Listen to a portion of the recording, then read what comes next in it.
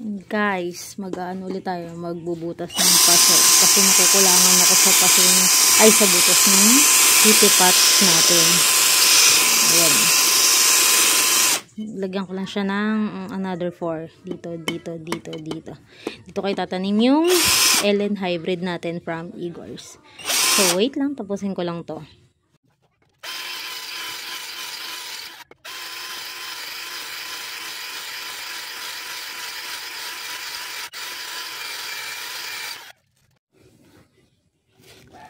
Ayan guys, tapos na natin siyang butasan. Ayan, lagyan na natin ng additional 4 na butas.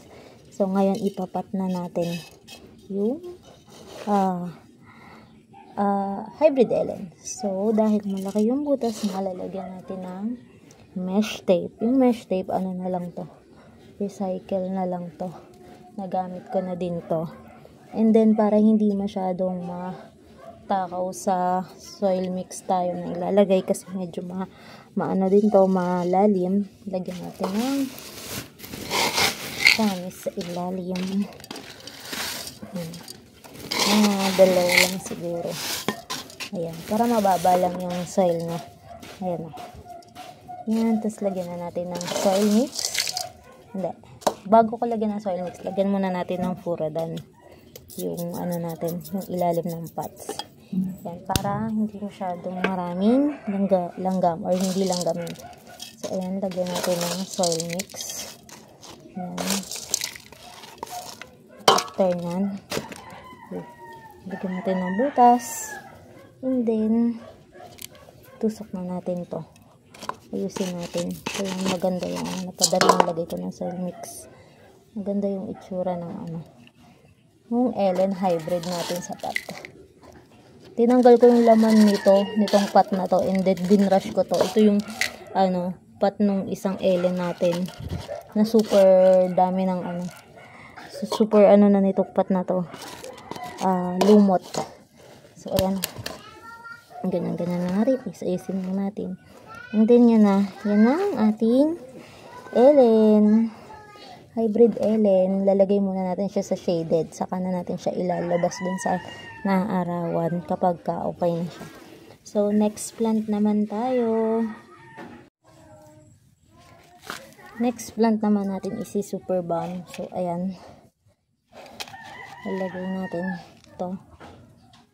Nalinis ko na ng konti yung roots nito, pero may mga pa rin, may mga lupa pa rin ng binggit. So okay na yan, okay lang yan.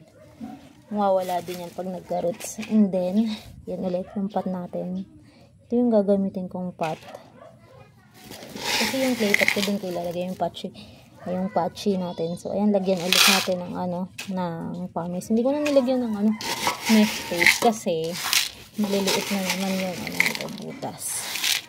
So ayan, mukhang kailangan madami yung pamis nito dahil malalim yung pot. So siguro okay na yan. Yan, tas yan, lagyan natin furadan. Wala na akong pamis, bibili na naman ako. So yung lagyan na natin ng ating soil mix. Yan. Yan, di ko masyadong pinano kasi ilalagay pa natin to, itutusok pa natin to. Kasi mahaba kasi yung niya. Ayan, gusto ko medyo nakalubog siya, nagagalaw yung ibang leaves. Yan. And then lagyan natin ng soil mix again. Yan.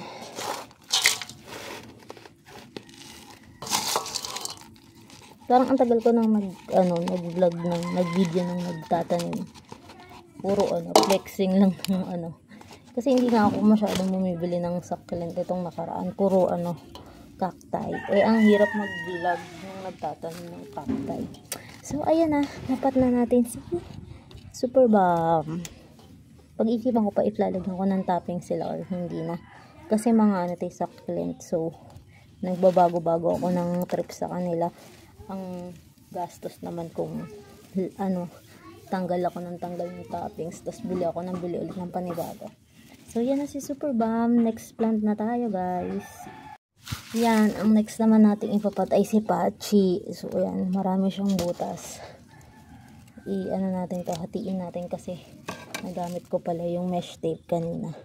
lagyan na lang natin ng butas yung gilid-gilid niya. Yung mga butas sa gilid kasi malalaki yung butas sa gilid. Ayan. Ang hirap ah. Ayan, then lagyan natin ng panis para hindi gagalaw. Yan. Para less din soil mix, hindi masyadong Ayan na nga, gumalaw na nga yung isang mesh tape. Lulusot yung panis natin at soil mix. Ayusin lang natin. Yan. After yan, yung purada naman para hindi lang gamin. Yan. Next is yung plant na. Soil mix na. Yung lalagyan natin yung ating plants. Si Pachi. Nakailang Pachi na ako na variegated. Sana naman nabuhay na to.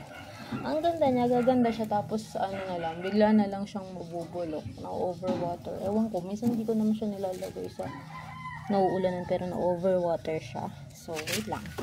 Ganda.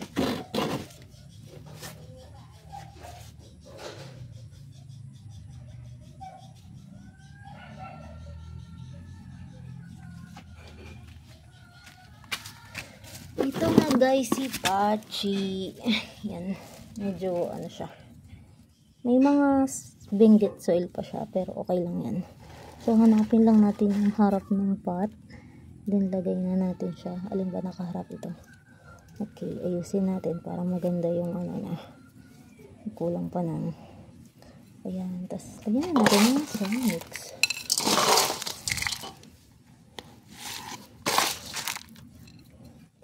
Itong nakaraan mga succulent na yung minamay natin kasi growing season nila, mababait sila ngayon. Maganda magpadami ngayon ng succulent and magpapagate dahil malamig na. Pero dito sa amin medyo may ambon-ambon pa. Ayan, kaya hindi ko muna sila ilalabas sa ROS. Kaya naman baka magulak. So ayan si Pachi natin. Ayan. Yan. Lagay ko lang ulit siya doon. Then, i-pot naman natin yung last, si Marcus. Variegated Marcus. Ito na guys si Var Marcus. Dahil maliit lang siya. Kaya maliit na lang din yung pot na ginamit ko sa kanya. Yan. Medyo may nakalaylay pa nga siyang dahil. Hindi ko na binigil yung pagpapat ko kasi ganun lang din naman yung ginawa ko kagaya kina Pachified Tomb at saka kina Super Bomb. So yan si Var Marcus. And then ilagay ko muna sila dito sa hindi masyadong naaarawan. Morning sun lang. Ayan, diba? Kita niyo morning sun. Ano na bang oras ngayon? 7:30. Ayan. May morning sun here sa plant trap na to. Ay, hindi kasya si Super Bomb. Wait lang, tanggalin muna natin si Marcus kasi siya masasagi. So, lagay muna natin si Super Bomb. And then, ayan, andyan na si Pachi. Dito muna sila mag-acclimatize kasama na nakapat sa kanilang soil. Yan. And then, dito naman si Hybrid Ellen. Ay, gumagalaw yung pot. Ayaw sumot. Yan. Diyan muna sila. Ayos natin. Yan. Dun. Tanggalin muna natin to dito. Lagay muna natin dyan. Yan, mainit na dyan sa mga purples ko. And then, ayan. Then, last tong Marcus. Lagay muna natin siya here. Yan. Dyan muna silang apat. Kasama to. Ito, hindi ko na nalagay. Hindi na kasya. Check na lang natin. So, yan lang muna guys. Pinakita ko lang sa inyo yung bagong haul ko kay Igor. Saan ko paano ko sila pinat. Kung anong ginagawa ko kapag may bago akong succulent. Usually, pagkakatanggap ko, overnight lang, kinabukasan, pat ko na kasi matagal na sila naka-uproot sa benguet. So, para magkaroon na ulit sila ng buhay, pinapat ko na sila kinabukasan. Pero yung soil ko is ano pa rin, dry soil pa rin. Hindi ako gumagamit ng moisted to avoid rot. Tapos ang dilig ko sa kanila siguro mga ano na lang, mga 1 week after ko sila i-repat. Ayun, ganun ako magtanim sa kanila. Yan, hindi dito yung isang ulo ng super bomb. Lalagay ko na lang doon sa sa loob niya para hindi na kung saan nakalagay. So yun lang guys, thanks for watching, bye.